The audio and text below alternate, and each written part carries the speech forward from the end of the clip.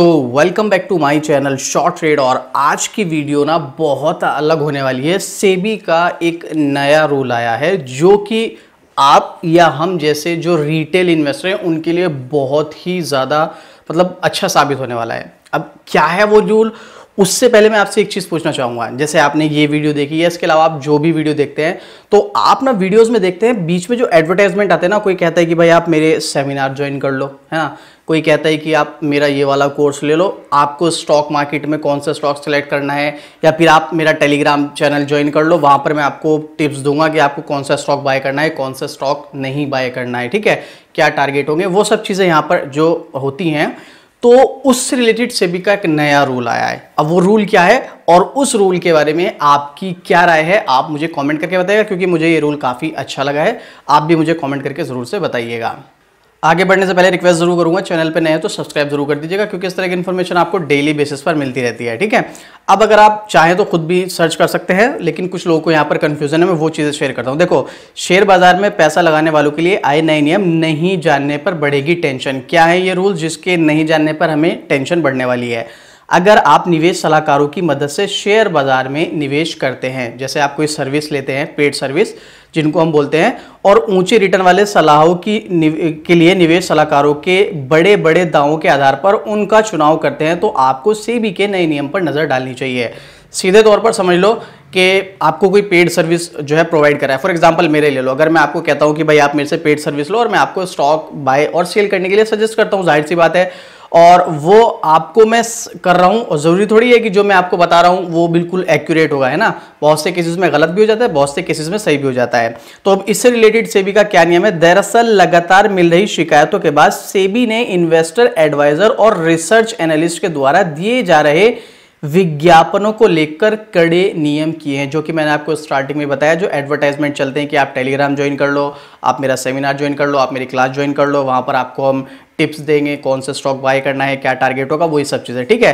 तो ये आजकल आप देख रहे हैं कि इस तरह के एड्स जो है बहुत ज्यादा रन किए जा रहे हैं, और आप मोस्टली केसेस में देखेंगे, आपको कोई भी वीडियो प्ले करोगे तो आपको एक ना एक एड से जरूर मिल जाएगा जो स्टॉक मार्केट से रिलेटेड होगा कि भाई आप मेरा ये ज्वाइन कर लो, और उसके लिए वो कुछ चार्ज वगैरह लेते हैं। तो इन नियमों को समझेंगे तो आपको आगे पता चल जाएगा कि कौन से एनालिस्ट के नियमों को पालन करते हुए आप अपनी बात रख सकते हैं, यानी सही सलाह दे रहे हैं। मतलब आपको नहीं पता होता है ना कि कौन से जो ये ऐड आ रहे हैं उन एड्स में से कौन सा जेन्युइन ऐड है जिस पर हमें भरोसा करके उनको पैसे देने चाहिए या उनकी सलाह माननी चाहिए। तो उससे रिलेटेड ये सेबी का रूल है। क्या है?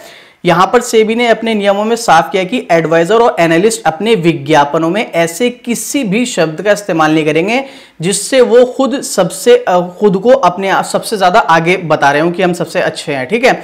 जैसे number 1, best leading, top adviser या टॉप एनालिस्ट, इस तरह के वर्ड यूज किए जाते हैं एडवर्टाइजमेंट में। तो इस तरह का कोई भी वर्ड यूज नहीं किया जाएगा, नंबर 1, लीडिंग, टॉप एडवाइजर या टॉप एनालिस्ट, ठीक है। ऐसा शब्द बिल्कुल नहीं यूज किया जाएगा। हालांकि सेबी ने कहा कि अगर किसी एनालिस्ट किसी मान्यता प्राप्त संस्थान से कोई अवार्ड या सम्मान मिला है तो वो उसे अपने विज्ञापन में दिखा सकते हैं, ठीक है। जैसे सेबी से रजिस्टर्ड भी होते हैं बहुत से, तो वो दिखा देते हैं, बहुत से को कुछ सम्मानित किया जाता है, अवार्ड वगैरह मिलता है, वो चीज दिखा सकते हैं। इसके अलावा विज्ञापन में किसी भी शर्त या रिटर्न, ऊंचे रिटर्न या बिना जोखिम के निवेश के दावे नहीं किए होने चाहिए। बहुत से लोग कहते हैं ना कि भाई आपको 100% यहाँ पे इतना रिटर्न मिलेगा, और शर्त के साथ, मतलब पूरा गारंटी देते हैं और कहते हैं कि हम एक साल में भाई 500% का रिटर्न, 5 गुना पैसा कर लेंगे। इस तरह की कोई बात नहीं होगी। इसके साथ ही सलाहों की सफलता की दर या ऐसे में किसी अन्य के दावे भी नहीं किए जा सकते हैं। वहीं नए नियमों के मुताबिक विज्ञापनों में बाजार के जानकार ऐसी कोई बात बता दें जिससे लगे कि उनकी सलाह पर किया गया निवेश जोखिम से मुक्त है। यानी कि ऐसे कुछ कि अगर मैं आपको कोई सलाह दे रहा हूं कि भाई आप ये स्टॉक बाय करो बिल्कुल बेफिक्र होके, तो वो चीज़ नहीं चलेगी एड्स में, ठीक है।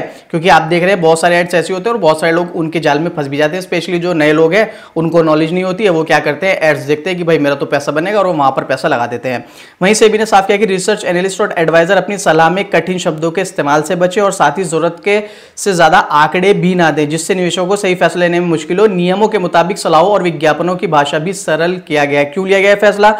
जहां पर रिसर्च एनालिस्ट एडवाइजर ऐसे ही बड़े दावे कर रहे हैं। ऐसे में इन्वेस्टर प्रोडक्ट को लेकर जागरूकता के अभाव पर कई लोग सलाह से जोखिम मुक्त मानकर ऊंचे रिटर्न के लालच में इनमें निवेश करते हैं और बाद में जो है काफी लॉस हो जाता है। और इसी के तहत सेबी पर बहुत सारी इस तरह की जो है शिकायतें आ रही थी, जिसकी वजह से सेबी को ये फैसला लेना पड़ा। अब देखो, अगर मैं सीधे तौर पर एक चीज बताऊं, मुझे मान लीजिएगा अपना सर्विस को सेल करना है, मैं क्या करता हूं, मैंने एक वीडियो बनाई और उसको ऐड रन कर दिया यूट्यूब पर वीडियोस में वो ऐड रन होगा और मैं वहां पर आपसे दावे कर रहा हूं कि भाई मेरे पास आओ, आप मेरा ये कोर्स है, इसको बाय करो, आपको 100% जो है जेन्युइन गारंटी के साथ रिटर्न मिलेगा। तो वो चीज़ अब नहीं चलेगी, क्योंकि आपने बहुत सारे ऐसे एड्स देखे हैं जहां पर इन सब चीज़ों का दावा किया जाता है कि भाई आपको इतने पैसे दो और आपको गारंटीड इतना रिटर्न मिलेगा। ऐसा नहीं होता है और ये बिल्कुल सही बात भी है। अब बहुत सारे जो नए लोग हैं वो क्या करते हैं कि देखते हैं कि भाई हमें यहाँ पर रिस्क नहीं मिल रहा है, 100% रिटर्न मिल रहा है, वो उस कोर्स को ज्वाइन करते हैं, जो कि ऐसा पॉसिबल ही नहीं है। भाई स्टॉक मार्केट है, किसी के हाथ में नहीं होती है। ये अगर मैं आपको कोई सजेस्ट कर रहा हूँ कि ये चीज़ ले लीजिएगा, तो उसमें गारंटी नहीं है, उसमें पॉसिबिलिटी है, ज़्यादा हो सकती है, कम हो सकती है, लेकिन गारंटी नहीं हो सकती है। तो उस चीज को लेकर रिटेल इन्वेस्टर जो नए लोग हैं वो फंस जाते हैं और वहां पर अपना पैसा गवा देते हैं। प्लस एक तो वहां पर अपनी फीस देंगे जो भी कोर्स का पे करेंगे, उसके अलावा जो उन्होंने स्टॉक में पैसा लगाया वो भी डूब जाएगा। तो वहां पर उससे रिलेटेड सेबी के पास बहुत ज्यादा शिकायतें आई थी, इसलिए उन्होंने ये सब नियम लागू किए हैं। और वहां पर सिर्फ और सिर्फ अगर आपको सलाह लेनी है, ठीक है, जैसे आपका कोई फाइनेंशियल एडवाइजर है, तो आप देखिएगा वो सेबी रजिस्टर्ड हो तो ज्यादा बेटर है। ठीक है, सेबी रजिस्टर्ड होगा और इसके अलावा जैसे कि यहां पर बताया गया है कि कोई अवार्ड वगैरह है, किसी चीज से सम्मानित किया गया हो, तब आप उनकी सलाह ले सकते हैं। बाकी हाँ ठीक है, बहुत सारे यूट्यूब पर चैनल है वो न्यूज़ वगैरह शेयर करते हैं, उसमें कोई प्रॉब्लम नहीं है। बट अगर आपको कोई पैसे लेके सलाह दे रहा है, वो भी कोई जेन्युइन नहीं है, तो फिर आपको वहां पर थोड़ा सतर्क रहना है। अब आपका कोई डाउट है इस बारे में, आपका कोई भी ओपिनियन शेयर करना चाहते हैं तो आप मुझे कमेंट करके बताइएगा और इस तरह की वीडियोस के लिए चैनल को सब्सक्राइब जरूर से कीजिएगा। मिलते हैं फिर से इसी तरह की एक जबरदस्त जानकारी के साथ। जय हिंद।